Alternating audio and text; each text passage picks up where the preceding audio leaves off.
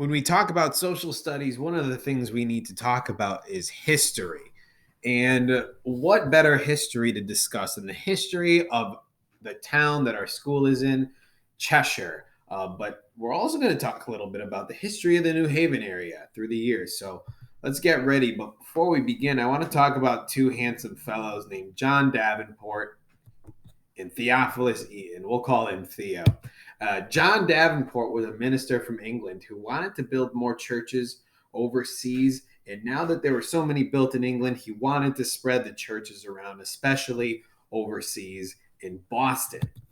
And Theophilus Eaton, Theo as we'll call him, was interested in moving to the Boston area because of the business opportunities it would provide to him as a farmer. He was in it for the money. So they moved over and they made the long journey overseas from England to Boston.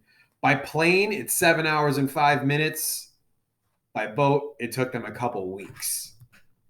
And when they got there, they found that Boston was a little too crowded. So instead of staying there, Davenport and Eaton had this great idea. They said, hey, let's settle an area of our own.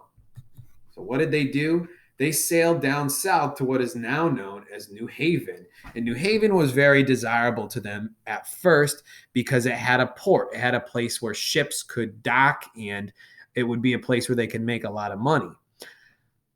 Eaton purchased the land they had explored from the Indians in the spring of 1638, just a little bit after he had gotten there. After settling a small area, Eaton, all the other families who had sailed with him, Davenport as well, they returned. They brought a whole bunch of people back from England to New Haven, and the land extended into present-day Meriden in what is now Cheshire. The town of New Haven was settled and grew into a colony, and in their eyes, this was awesome. But people began to feel a little limited by the town, especially the farmers. There was little farmland for farming, and they wanted to find their own place. So a lot of people from New Haven began exploring northward along the Quinnipiac River. In 1667, they finally found and settled the plantation of what we now know as Wallingford, and they named it after a place in England. In 1672, Wallingford became a town of its own, independent of the colony of New Haven.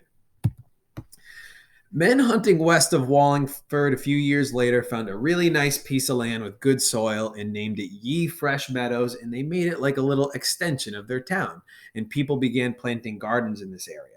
Because of all the farms that were there, and it was west of Wallingford, they started calling it West Farms. And between 1676 and 1680, West Farms was explored by only groups of men. The men of Wallingford decided to build homes near the gardens. The settlement of West Farms was governed as part of Wallingford. So when West Farms is part of Wallingford, because of that, they have to pay taxes for schools, roads, and the church. Things didn't stay perfect forever, and the people of West Farms didn't stay happy because the church was in Wallingford, and the people of West Farms were fined for not attending, even though they had to make a very long journey on foot, basically, to get to church. The church was so far away, it made the journey nearly impossible, and instead of continuing to pay taxes and get fined for not attending, the people of West Farms decided, hey, let's do this ourselves. So they began building a church and a school. And after 25 years, 45 families were living in West Farms.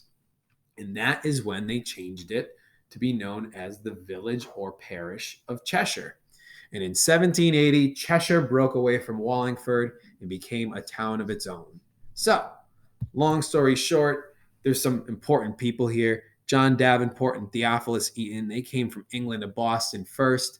They came to build churches and businesses. They moved to New Haven when they realized Boston was too crowded. After settling in New Haven, many farmers weren't satisfied with the land there, so they moved to Wallingford and settled there. They discovered fertile land, first naming it Ye Fresh Meadows and then West Farms. And then the people of West Farms, wanting to govern themselves, separated from Wallingford and started calling themselves the parish or the village of Cheshire. And that is that. That is the history of Cheshire.